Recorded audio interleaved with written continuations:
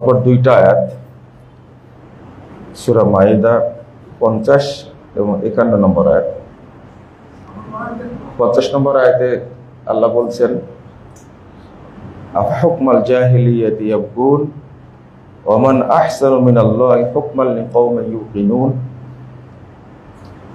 লোকেরা কি জাহিলি যুগের আদর্শের দিকে কি ফিরে যেতে চাচ্ছে? যারা ঈমানদার, যারা মুমিন, তাদের কাছে আল্লাহ প্রদত্ত বিধানের চেয়ে উত্তম আর কি হতে পারে? এর পরের আয়াতটা হলো, ইয়া আইয়ুহাল্লাযীনা আমানু লা তাত্তাখিযুল ইয়াহুদা ওয়ান নাসারা আউলিয়া। হে ঈমানদারগণ, তোমরা ইহুদি খ্রিস্টানদেরকে বন্ধু হিসাবে গ্রহণ করো না। একবার আপনি মনে করছেন যে ইহুদিরা ভালো, আবার মনে করছেন যে খ্রিস্টানরা ভালো। এরপরে আল্লাহ বলছেন বা'দুহুম আউলিয়াউ বা'দ। এই চিন্তার কোনো সুযোগ নেই, তারা পরস্পরের বন্ধু।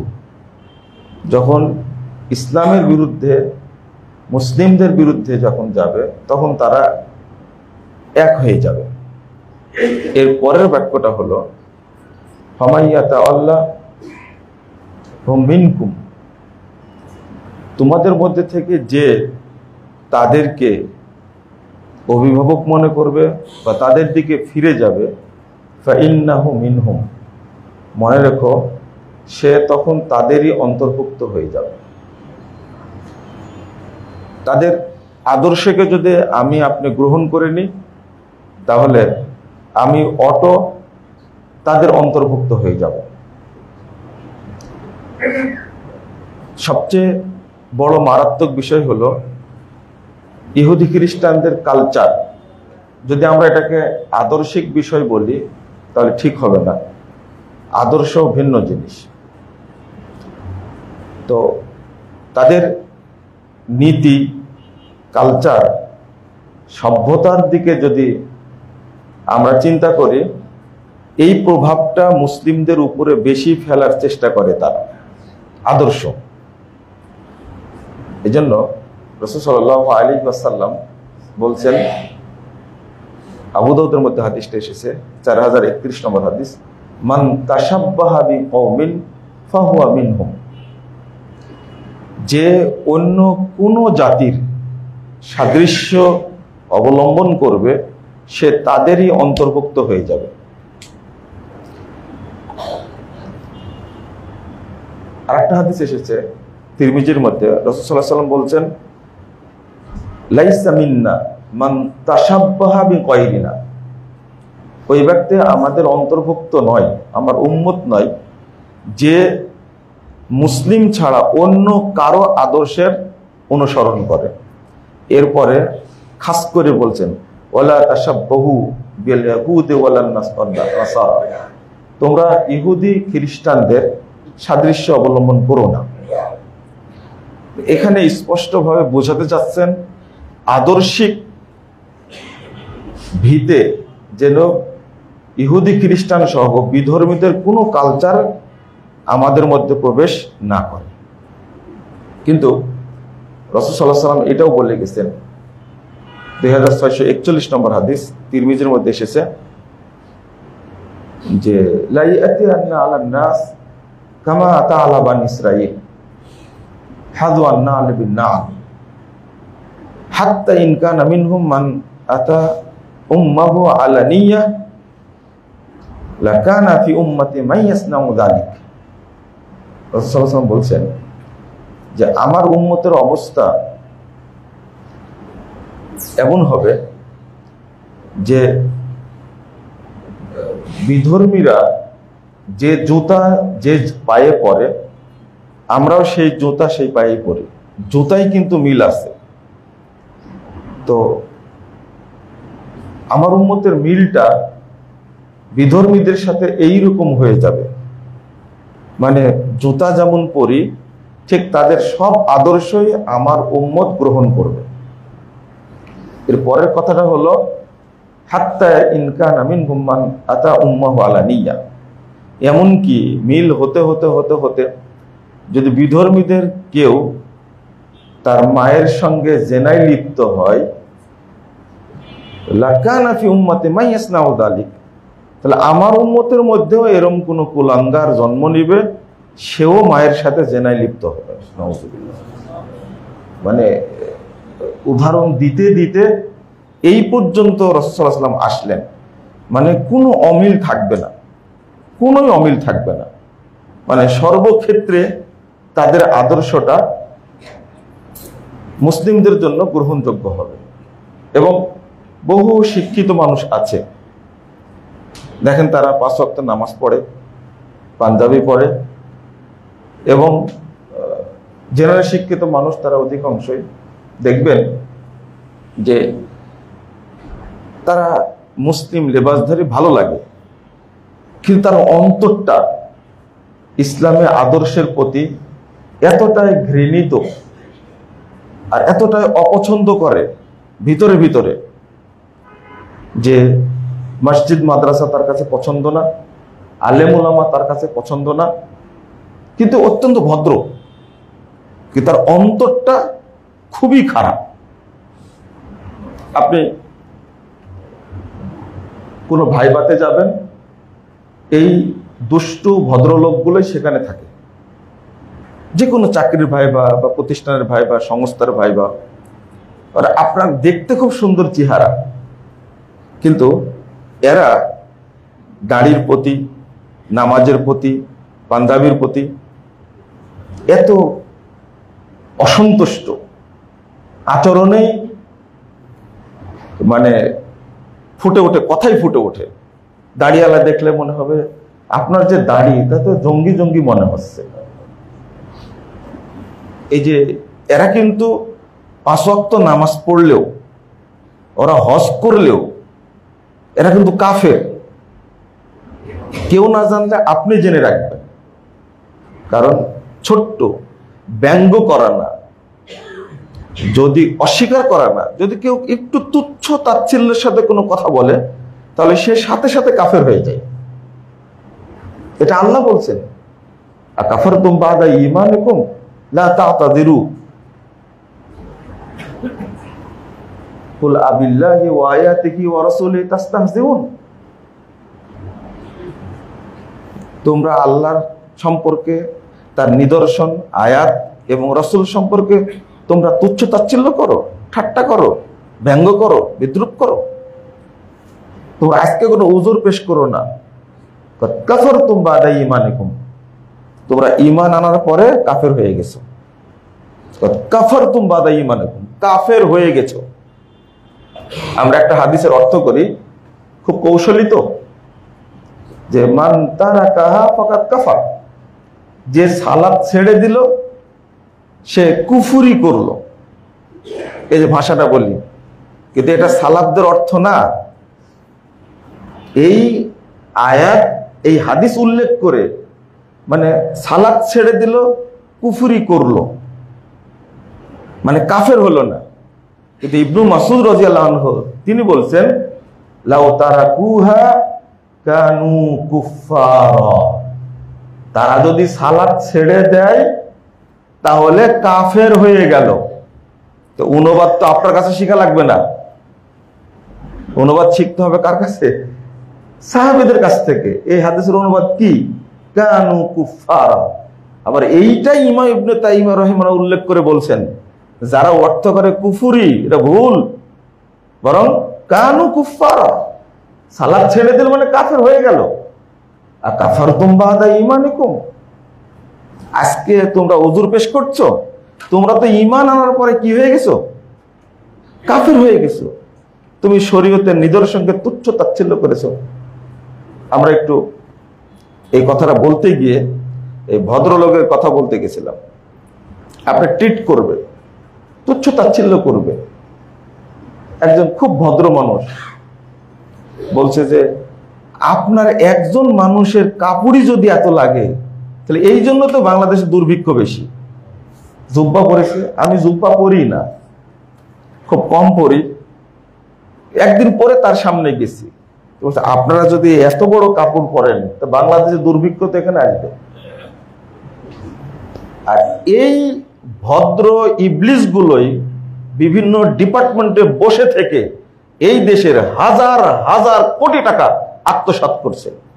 এরা কেউ মানুষ নয়, এরা সব শয়তানের শিকন্ডি। এদের চেহারা দেখতে যতই ভালো মনে হোক না কেন, এটা মনে রাখবেন, এরাই হলো দেশের অরিজিনাল শত্রু। একটা জুব্বা কিনতে কয় টাকা লাগে? আর একজন সচিব দেশ থেকে 5,000 কোটি টাকা পাচার করেছে। এরা ভদ্র মানুষ না, এরা ভদ্র শয়তান। এরা ইবলিসের চেয়েও খারাপ। চারিদিকে দুর্ভিক্ষ, কিন্তু এদের অন্তরটা কোনো দুর্বল হবে না, নরম হবে না। রাষ্ট্রীয় যন্ত্রে এই হারামজাদা শয়তানগুলো বসে আছে। আল্লাহ এদেরকে যেন হেদায়েত দান করে। চলেন, ইসলাম সম্পর্কে যে ব্যঙ্গ যদি করে, এই যে কিছু ব্যাকুবকে দিয়ে ডক্টর ইউনূস সাহেব নারী কমিশন তৈরি করে ইসলামকে কটাক্ষ করেনি, এদের বিচার হয়েছে? এদের বিচার হবে না। আপনি একটা দোয়া করবেন, যে দোয়াটা আমি এবার বেশি বেশি করেছি হজ সফরে, যে আল্লাহ যারা ইসলামকে ভালোবাসে, তাওহীদ এবং নবী রাসূলকে যারা ভালোবাসে, তাদের দ্বারা তুমি আমাদের দেশটা পরিচালনা করো। এই দোয়াটা অন্তত করবেন। এই ধরনের মানুষকে যেন আল্লাহ রাষ্ট্রযন্ত্রে নিয়ে আসে, যাদের মধ্যে ইসলামের কোনো নিদর্শন নাই, নীতি নৈতিকতা নাই। তাদের দ্বারা রাষ্ট্র পরিচালিত হলে এর দ্বারা রাষ্ট্রের, জনগণের, সম্পদের, জাতির, দেশের সবকিছুর ক্ষতি হবে, এতে কোনো সন্দেহ নেই। তো এরা তুচ্ছ তাচ্ছিল্য করে কেন? কারণ তাদের কাছে ইসলামী আদর্শ পছন্দ না, এদের কাছে পছন্দ হলো অন্যদের আদর্শ। তো অন্যদের আদর্শ পছন্দ হলে বহু মানুষ তো চলে যাচ্ছে আমেরিকায়, তো চলে যাও। বহু মানুষ চীনে চলে যাচ্ছে, চলে যাও। ইন্ডিয়ায় চলে যাচ্ছে, তুমি চলে যাও। এই দেশের মানুষকে বিভ্রান্ত করবে কেন? ইহুদিরা সংখ্যায় কম, কিন্তু সারা পৃথিবী শাসন তারাই করছে। বাংলাদেশেও ঠিক এই গুটি কয়েক নাস্তিক, এই মুরতাদদের সংখ্যা খুবই কম, কিন্তু ওরাই দেশটা পরিচালনা করছে। যতদিন ইসলামপন্থীরা না জাগবে এবং সঠিক রুটে না আসবে, ততক্ষণ এ দেশে প্রকৃত শান্তি ফিরে আসবে না। আপনারা বর্তমান প্রেক্ষাপটে, আমি ওই কথাটাই, ওই হাদিসটা বলবো বলেই কয়েকটা কথা বললাম। আপনি আমার সম্পর্কে খারাপ ধারণা করেন, বা আমি আপনার সম্পর্কে খারাপ ধারণা করি, আমি আপনার সম্পর্কে খারাপ ধারণা করি, যেটা আপনার এই গুণ না, আপনার মধ্যে এই গুণ নাই, ওই অপরাধ নাই, কিন্তু আপনার সম্পর্কে আমি ওই খারাপ ধারণাটা রাখি। তাহলে কিয়ামতের মাঠে কিন্তু আপনাকে আমাকে মুখোমুখি করবেন কে? আল্লাহ। প্রত্যেককেই সামনে দাঁড়াতে হবে। তো তখন তো আপনার কাছে প্রমাণ সহ আল্লাহ উপস্থাপন করবেন। রাসূল সাল্লাল্লাহু আলাইহি ওয়াসাল্লাম বলছেন, 4242 নম্বর হাদিস, না সরি 4229 নম্বর হাদিস, 30 নম্বর হাদিস। রাসূল সাল্লাল্লাহু আলাইহি ওয়াসাল্লাম বলছেন, ইন্নামা ইউবআসুন নাস আলা নিয়াতিহিম। যার মধ্যে যে নিয়াত ছিল, কিয়ামতের দিন ওই ব্যক্তি ওই নিয়াতের উপরেই উঠবে। ইউহশারুন নাস, মানুষকে জমা করা হবে কিয়ামতের মাঠে আলা নিয়াতিহিম। আজকে যদি আপনার মধ্যে ইহুদি খ্রিস্টানদের প্রতি মহব্বত থেকে থাকে, মারা যাওয়ার পরে ওটা প্রমাণ করে দেবেন আল্লাহ। ইসলামের প্রতি তোমার মহব্বত ছিল না, ছিল কার প্রতি? তোমার ইসলামের প্রতি মহব্বত ছিল না, তোমার মহব্বত ছিল শিয়াদের প্রতি। গত খুতবা দিয়ে গেলাম, খুতবা সম্পর্কে আপনারা অনেক অনেক কথা বলেছেন, ভালো বলেছেন, অনেকে ভালো বলেছেন, কিন্তু কিছু লোক তো খুব গালিগালাজ করে মেসেজও তো দিয়েছেন, তাই না? আপনার ভিতরে যে শিয়া প্রীতি এত বেশি, এবং আমি মনে করি আপনার জন্য এটা দুর্ভাগ্য যে আলামিন মসজিদের মুসল্লি হওয়া সত্ত্বেও এখনো আপনার মধ্যে শিয়া প্রীতি এমন ভাবে বুদবুদ করছে, এটা আমাদের জানা ছিল না। এই পরিশ্রমগুলো সম্পূর্ণ বৃথা। তো কিয়ামতের মাঠে আপনার আমার একটা প্রমাণ হবে যে আপনি ইসলাম প্রীতি বেশি ছিল না শিয়া প্রীতি বেশি ছিল। শিয়াদের সম্পর্কে এত আলোচনা করা হচ্ছে, কিন্তু আপনার মন থেকে সেই মহব্বতটা এখনো যায়নি কেন? আমাকে যদি আপনি সৌদি আরবের দালাল বলেন, তবে আমি আলহামদুলিল্লাহ বলবো, কারণ আমরা বিলাদুত তাওহীদ, তাওহীদে একটা রাষ্ট্রের দালাল আমি, আলহামদুলিল্লাহ। কিন্তু আপনি কার দালাল? আপনি ভিতরে ঢুকেন, একটু বুঝেন।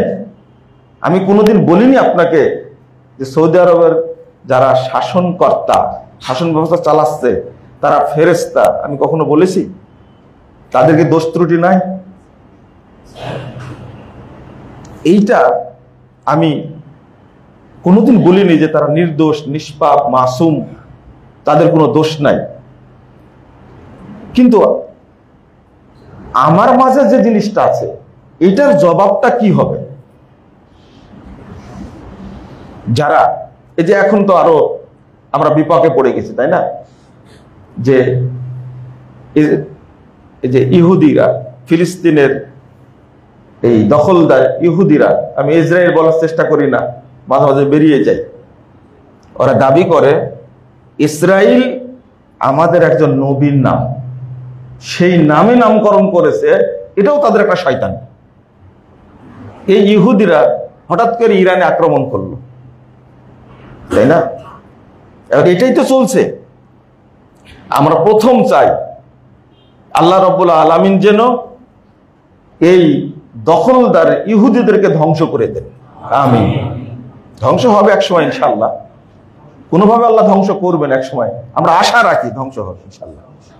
কিন্তু তার সাথে সাথে ইরান এমন একটা জায়গায়, মধ্যপ্রাচ্যে এমন একটা জায়গা আছে, তার কৌশলগুলো আপনাকে ভুলে গেলে হবে না, এই কৌশলও খেয়াল রাখতে হবে।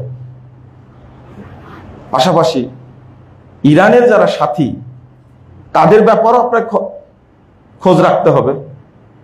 যেমন আজকের অবস্থান, তুরস্কের কি অবস্থান আজকে আপনি একটু বিশ্লেষণ করেন। আজকে তালেবানের কি অবস্থান? আবার মিডিয়ার উপরে আমরা সব বিশ্বাস করি, তাই না?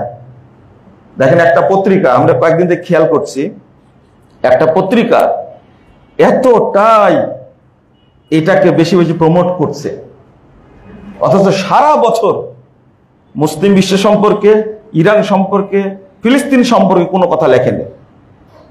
মানে একটা মানুষ যতবার ওই পত্রিকা পড়বে ততবার তারই তো লাভ, অ্যাড আসছে।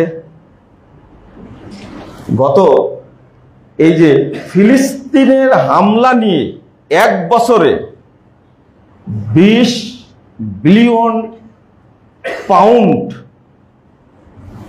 রয়টার্স পত্রিকা শুধু তারা লাভ করেছে 20 বিলিয়ন পাউন্ড। আপনি চিন্তা করতে পারছেন? শুধু খবর প্রচার করে। এটাতে তাদের লাভ হলো, আমরা যত প্রচার করব ব্যবসা তত বাড়বে।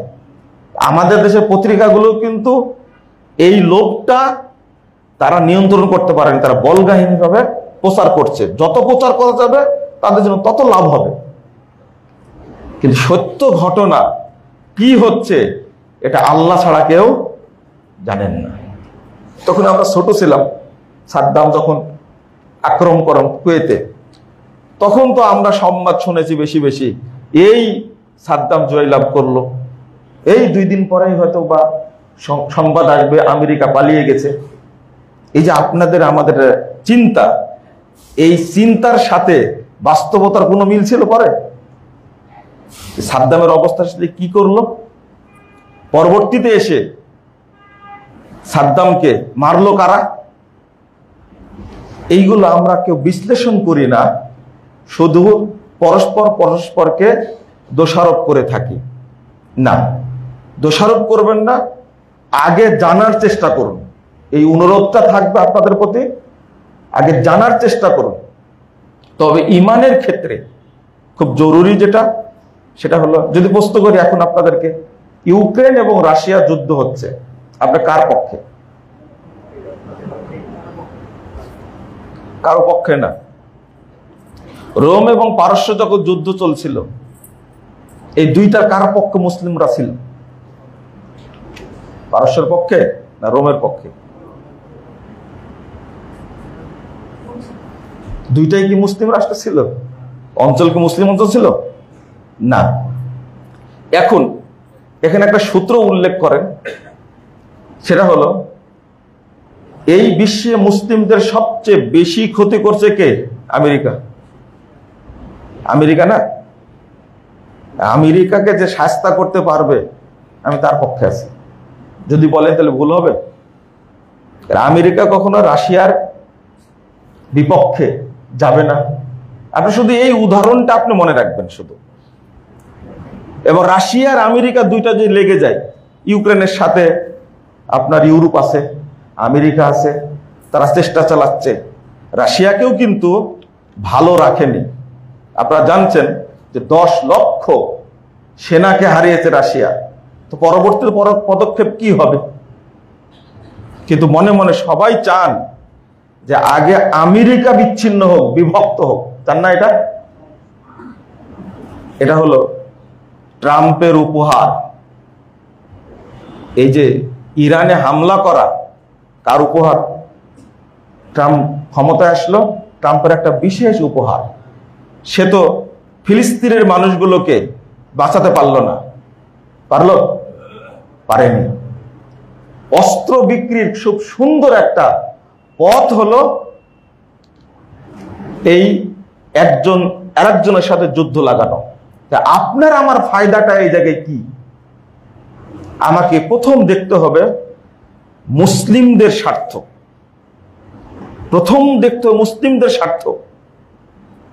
এখানে আমরা একটু ভাগ করে ফেলবো ইনশাআল্লাহ।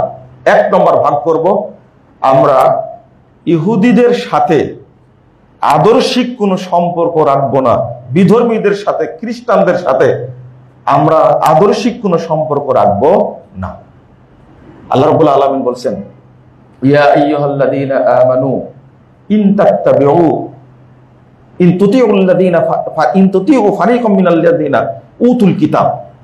100 নম্বর আয়াত সূরা আল ইমরান।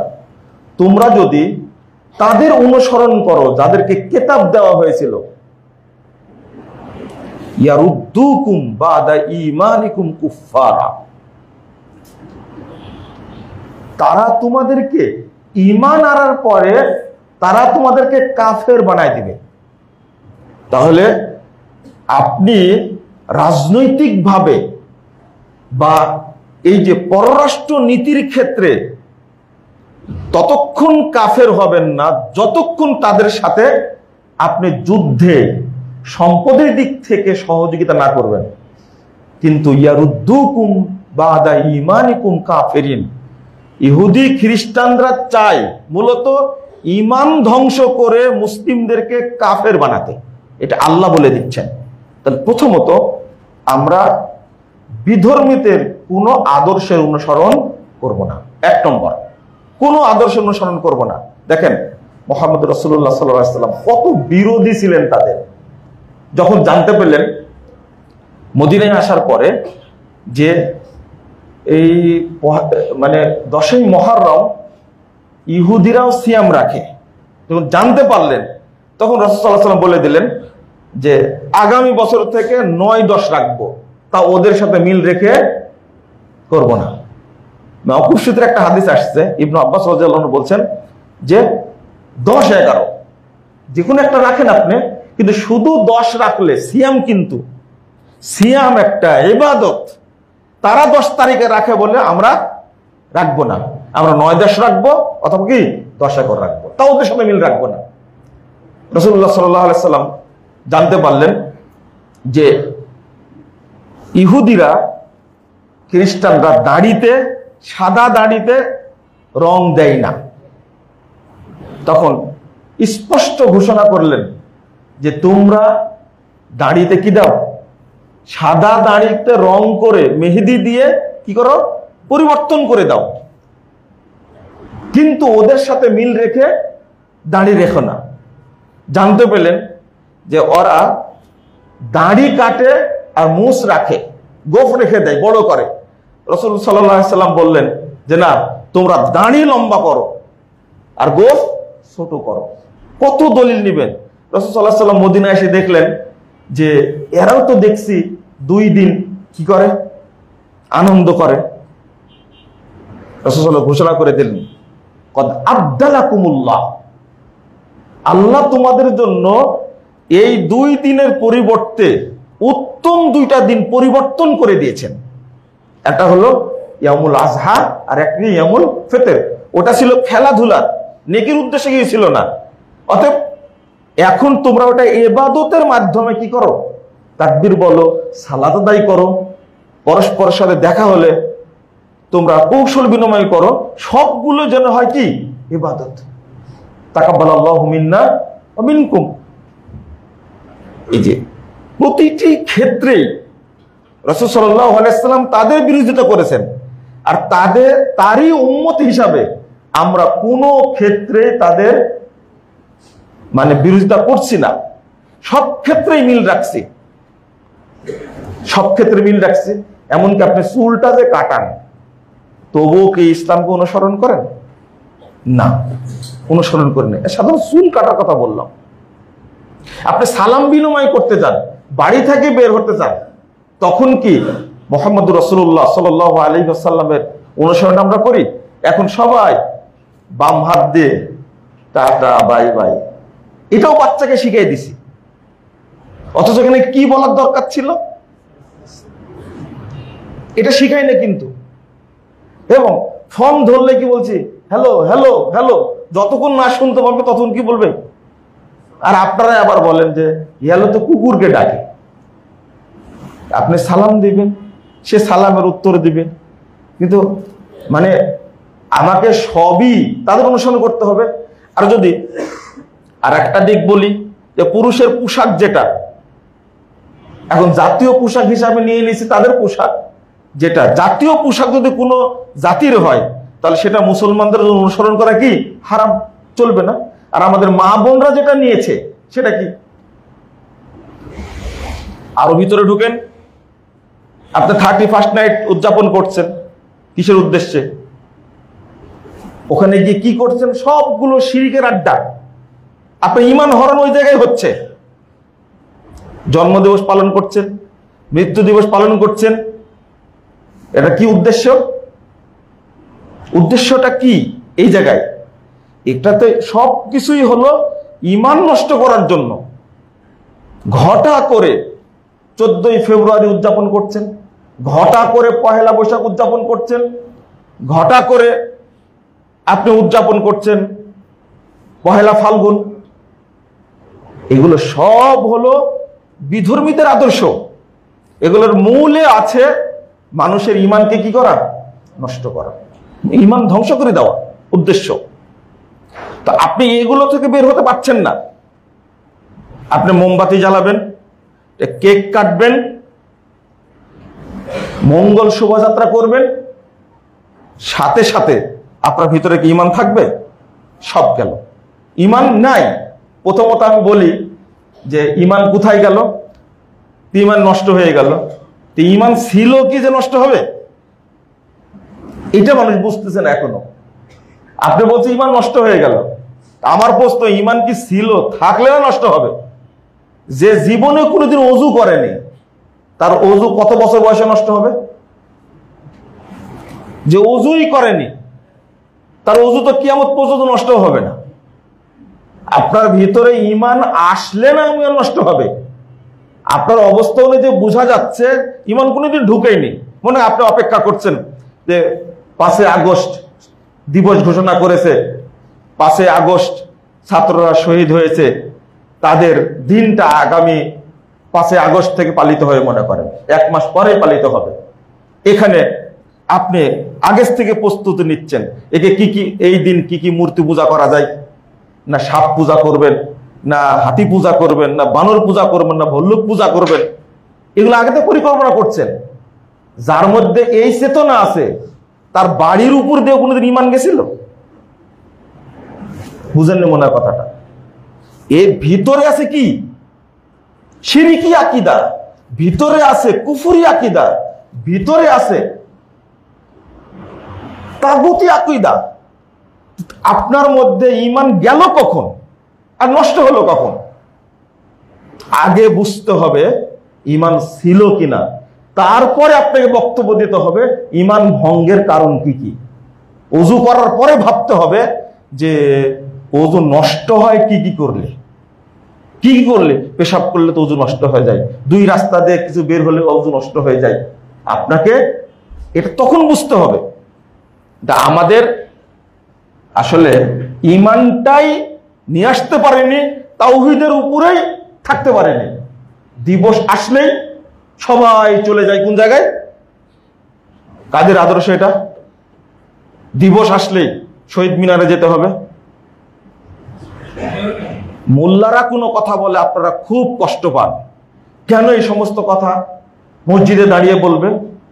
কি বলবো? আপনার গুণগান গাইব?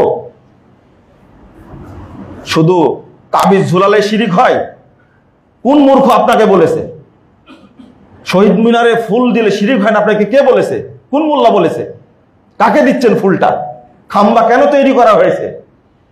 সালাম বরকত জাব্বার শহীদ হয়েছে ভাষার জন্য।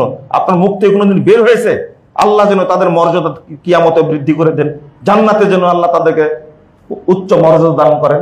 তো মোল্লারা এই দোয়া করে। আপনি তো দোয়া করতেও জানেন না, আর আপনি দোয়া করলে তো কাজেও আসবে না। কেন কাজে আসবে? ওটা তো খাম্বা পূজা। ইব্রাহিম আলাইহিস সালাম তার বাপ দাদাদেরকে বলছে এই সমস্ত খাম্বার সামনে দাঁড়িয়ে কি করো? তারা বলছে আমার বাপ দাদা করেছে তাই আমরা করছি। ইব্রাহিম আলাইহিস সালাম কি বলেছিলেন? তোমরা যখন থাকবে না, চলে যাবে মেলায়, আমি সবগুলোকে ভেঙ্গে সাইজ করে দেব। বড়টা রেখে রেখে সবগুলো ভেঙ্গে চুরমার করে দিলেন। এটা হওয়া উচিত আপনার আদর্শ। আর সেখানে কি আপনি পূজা করছেন আর নিজে নিজে বলছেন আমি বড় মুসলমান, আমি পাক্কা মুসলমান। মুহাম্মদ রাসূলুল্লাহ সাল্লাল্লাহু আলাইহি সাল্লাম যদি আপনার নবী হয়, যদি ইব্রাহিম আলাইহিস সালামকে যদি আপনি আবুল আম্বিয়া মানেন, আদর্শ মানেন, তো দুইজনেরটা বাস্তবায়ন করেন দেখি। মুহাম্মদ সাল্লাল্লাহু আলাইহি সাল্লাম মক্কা বিজয়ের দিনে কাবা ঢুকেই ইবনে মাসউদ রাদিয়াল্লাহু আনহু বলছেন দাখালান নবী সাল্লাল্লাহু আলাইহি ওয়াসাল্লাম মক্কা ওয়া হাওলাল কাবা সালাসাতু ওয়া সিত্তুনা নুসবা। আল্লাহ রাসূল মক্কায় ঢুকলেন আর কাবার চতুর্পাশে 360টা মূর্তি সাজানো ছিল। কাবা ঘরের ভিতরে মূর্তি ছিল না, পাশে মূর্তি ছিল সাজানো। হাওলাল কাবা ফাজালা ইয়াতুনু বিউদ্দিন ফি আদিহি। রাসূলের হাতে থাকা লাঠি দেয়া মূর্তিগুলোকে এক নিমিষে ভেঙ্গে সব চুরমার করে দিলেন আর বলছেন ওয়াকুল জাল হক ওয়া জাহাকাল বাতিল ইন্নাল বাতিলা কানা যাহুকা। হক এসেছে, বাতিল চুরমার হয়েছে, বাতিল চুরমার হওয়ারই যোগ্য। এই নিজের মনের মূর্তিটাকে আগে ভাঙেন। দ্বিতীয়ত আমি আপনাদের শেষে বলবো যে প্রথম দোয়া করবেন আল্লাহ যেন মুসলিম উম্মাকে হেফাজত করেন। যারা মুসলিম উম্মার শত্রু আল্লাহ যেন তাদের ধ্বংস করেন। মুসলিম উম্মাকে যেন আল্লাহ ঐক্যবদ্ধ করে দেন। আমিন। আপনি যখন মুসলিম উম্মা নিয়ে চিন্তা করবেন তখন আপনি আগে নিজের পরিবার নিয়ে, সমাজ নিয়ে, নিজের দেশ নিয়ে আগে চিন্তা করবেন। আমাদের দেশে কয়জন মানুষ? তাই আমরা কি ঐক্যবদ্ধ হতে পেরেছি?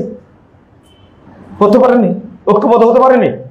এই যে মুসলিম দলগুলো এক হবে, এক দলকে ফাঁসি দেয় আর এক দল চুপচাপ পান চাবায় বসে বসে। কত সুন্দর কথা! এক দলকে ফাঁসি দেয় আর এক দল টঙ্গীর মাঠে কত সুন্দর ওয়াজ করে, তাই না?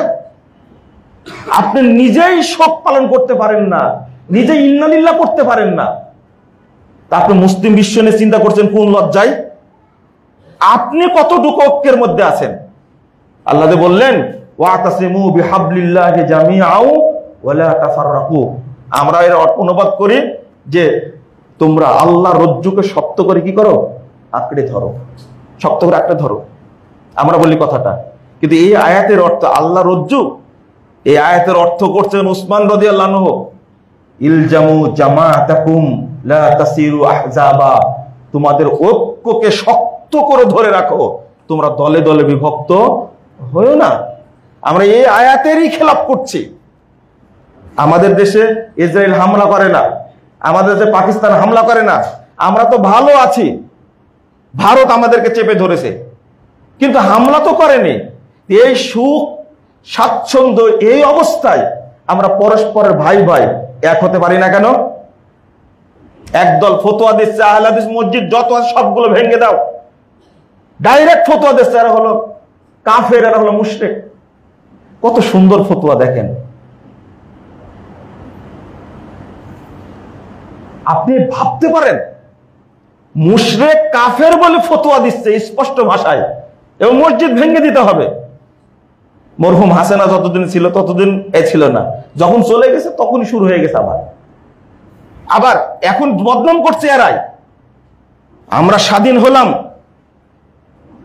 5 আগস্ট স্বাধীন হয়েছে, 36শে জুলাই স্বাধীন হওয়ার পরে যতগুলো ইসলামী প্রোগ্রাম বন্ধ হয়েছে। বন্ধ হলো কেন? আর বন্ধ করলো কারা? এই ইসলামপন্থী টুপিওয়ালারাই।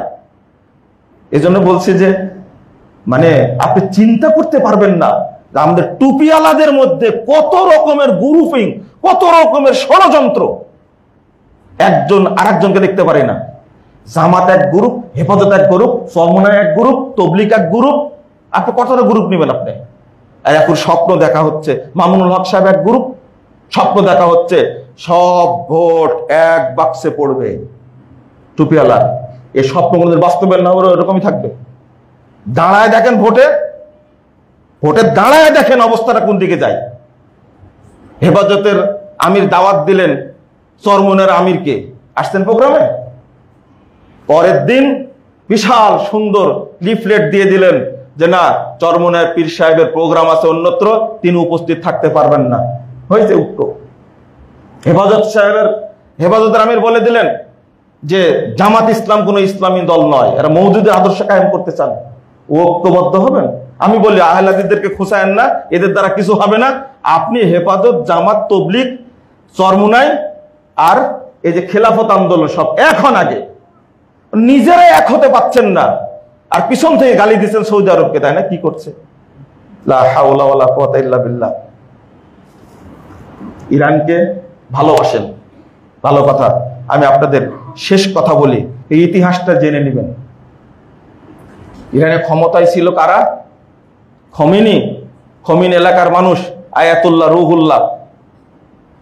সে এসে 1959 সালে এসে 79 সালে এসে ক্ষমতায় আসলেন, ভালো কথা। কিন্তু ইরাকের পারমাণবিক কর্মসূচিকে ধ্বংস করলো কে? 1980 সালে 30শে সেপ্টেম্বর হামলা করেছিল ইরানি প্রথম ইরাককে ধ্বংস করেছে ইসরায়েলের মাধ্যমে 81 সালের 12ই মার্চ হামলা করে পুরো কর্মসূচিকে ধ্বংস করে দিল। এই 1 বছরের মধ্যে ইরাকের সমস্ত কর্মসূচি হাতে দিয়েছে এই ইরান, তুলে দিয়েছিল ইসরায়েলের হাতে। যখন ফিলিস্তিনে আসন গেড়ে বসলো, ইরান একটা প্রতিষ্ঠিত পারস্য যার নাম ছিল, তার সবকিছু ছিল, তো সেই সময় এই ইরান ইসরায়েলকে সহযোগিতা দিয়ে ইরানে তাদেরকে বসার সুযোগ করে দিয়েছে। আজকে বাগদাদ ধ্বংস করেছে, আফগানিস্তান ধ্বংস করেছে, ইয়ামান ধ্বংস করেছে, সিরিয়া ধ্বংস করেছে। কার মাধ্যমে? এই ইসরায়েলের মাধ্যমে ধ্বংস করেছে, ইরানের সহযোগিতায়। ইরানই ধ্বংস করেছে। ইসরায়েল এখন স্বাধীন হয়ে গেছে। এরা এখন যাকে দিয়ে সবকিছু করাইছে, বাগদাদের কোনো শক্তি নাই, আফগানিস্তানের কোনো শক্তি নাই, এখন ইয়ামানের কোনো শক্তি নাই। এখন আপনার চলে যান আব্বাসীয় খেলাফত ধ্বংসের ইতিহাস দেখেন, এই শিয়াদের কারণেই ধ্বংস হয়েছে। তারপরে আপনার ফাতিমীয় খেলাফত ধ্বংস হয়েছে, উসমানীয় খেলাফত ধ্বংস হয়েছে। সবগুলোর পিছনে আছে এই ইরানের শিয়ারা। এদিকে না নাই বললাম, কিন্তু আপনার মা আয়েশা রাদিয়াল্লাহু আনহাকে তারা এখনো বলে যে জেনাকারিনী মহিলা। আপনার একটু কষ্ট হয় না? তার রাসূল সাল্লাল্লাহু আলাইহি ওয়াসাল্লামের সকল স্ত্রীকে তাদের উপর অপবাদ দেয়, এখনো স্লোগান দেয় আয়েশা ফিন্নার, আয়েশা ফিন্নার, আয়েশা ফিন্নার। নাউযুবিল্লাহ, আস্তাগফিরুল্লাহ। ইরানের গুরু সে আলীর নামে যুদ্ধ শুরু করেছে।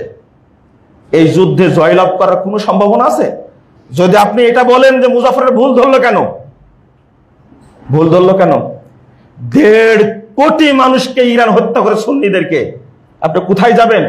সব দেশ ধ্বংস করেছে ইরান। আপনি ইতিহাস ভুলে গেলে আমি মনে করি আপনি একটা মুনাফিক। ইয়ামানের যে অবস্থাটা তৈরি করেছে, ইয়ামান আর সৌদি আরব কাছাকাছি না? রুকনে ইয়ামানির ইতিহাস বুঝেন তো? আল্লাহ রাসূল সাল্লাল্লাহু আলাইহি সাল্লাম রুকনে ইয়ামানি বললেন কেন?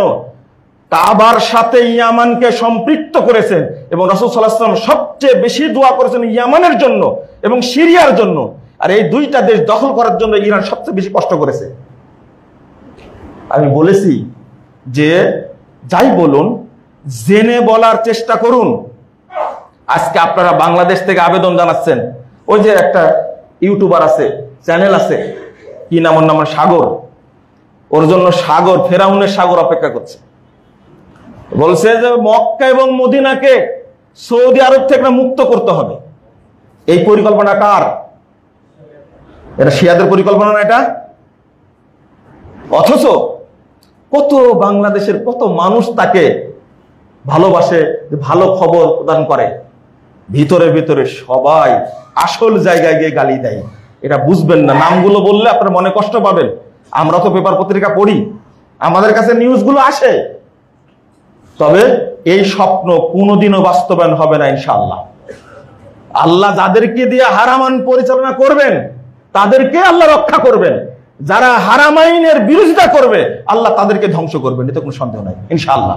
ইনশাআল্লাহ আপনাদের মনে অন্তত এতটুকু ঈমান আনা উচিত, এতটুকু ঈমান আনা উচিত যে আল্লাহ তুমি মুসলিম বিশ্বকে হেফাজত করো, যারা এদের শত্রু তাদেরকে তুমি কি করো, ধ্বংস করে দাও।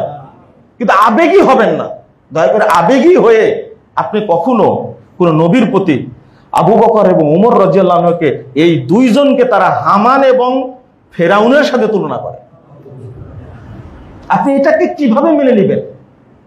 আপনি বলবেন যে দোষগুলো ধরছেন কেন? আমি তো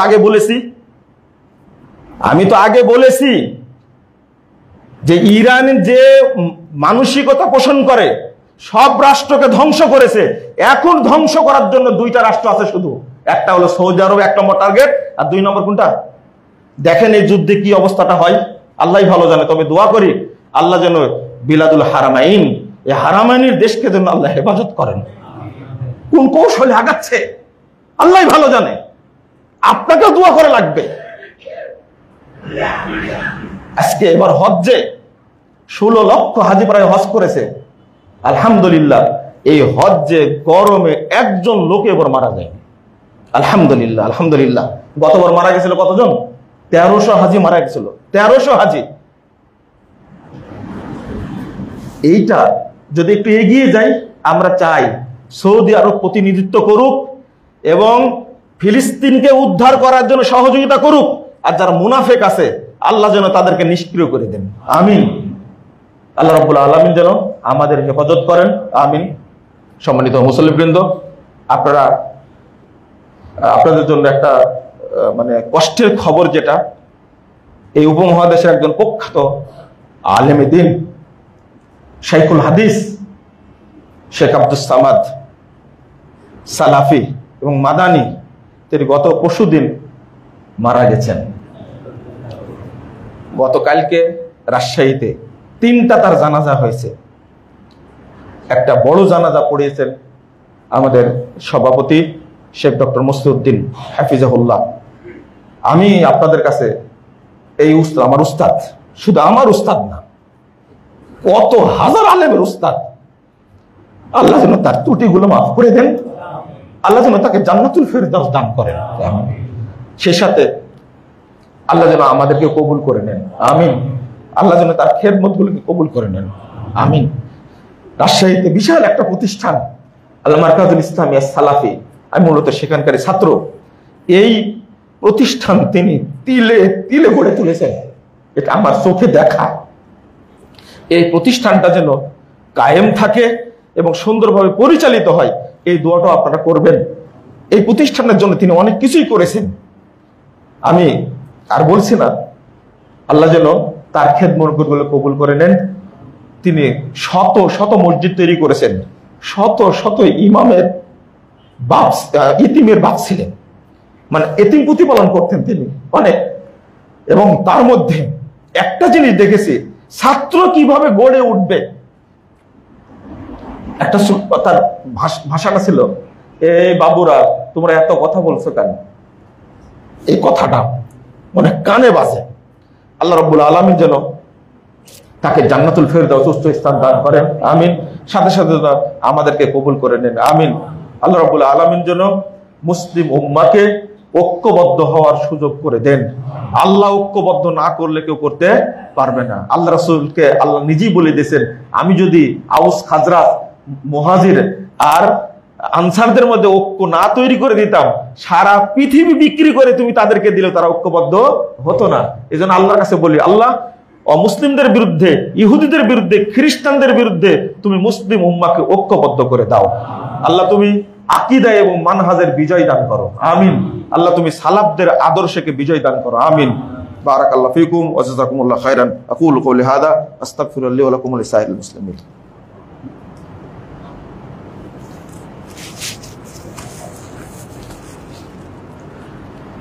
আলহামদুলিল্লাহি ওয়াহদা ওয়াসসালাতু ওয়াসসালামু আলা মান লা নাবিয়্যা বাদা। সম্মানিত মুসল্লিবৃন্দ, আমাদের একজন মুসল্লি তাওসিফ আল মাহমুদ, মাত্র 16 বছর বয়স। তিনি নদীতে গোসলের সময় ডুবে মারা গেছে। আল্লাহ যেন তাকে শহীদের মর্যাদা দান করেন, আমিন। তার বাপ মাকে যেন ধৈর্য ধারণের তৌফিক দান করেন, আমিন। এসএসসি পরীক্ষার্থী ছিল, সেই ছেলে মারা গেছেন। আমাদের মুসল্লি, আল্লাহ যেন তাকে কবুল করে নেন, আমিন। আমাদের মসজিদের উপদেষ্টা জনাব আলতাফ সাহেব ডেঙ্গুতে আক্রান্ত, খুবই কষ্ট করে আমাকে বলছেন যে বাবা আমার জন্য দোয়া করো, আর মুসল্লিদেরকে দোয়া করতে বললো। তিনি সহ আরো যারা এই বর্তমানে চিকুনগুনিয়ায়, তারপরে করোনায় আক্রান্ত আছে, আল্লাহ যেন তাদেরকে সুস্থতা দান করেন, আমিন। আল্লাহ যেন আমাদের সবাইকে হেফাজত করেন, আল্লাহ যেন আমাদের দেশকে হেফাজত করেন, আমিন ইয়া রাব্বাল আলামিন। আল্লাহুম্মা সাল্লি আলা মুহাম্মাদ ওয়া আলা আলি মুহাম্মাদ কামা সাল্লাইতা আলা ইব্রাহিম ওয়া আলা আলি ইব্রাহিম ইন্নাকা হামিদুম মাজিদ। আল্লাহুম্মা বারিক আলা মুহাম্মাদ ওয়া আলা আলি মুহাম্মাদ কামা বারাকতা আলা ইব্রাহিম ওয়া আলা আলি ইব্রাহিম ইন্নাকা হামিদুম মাজিদ।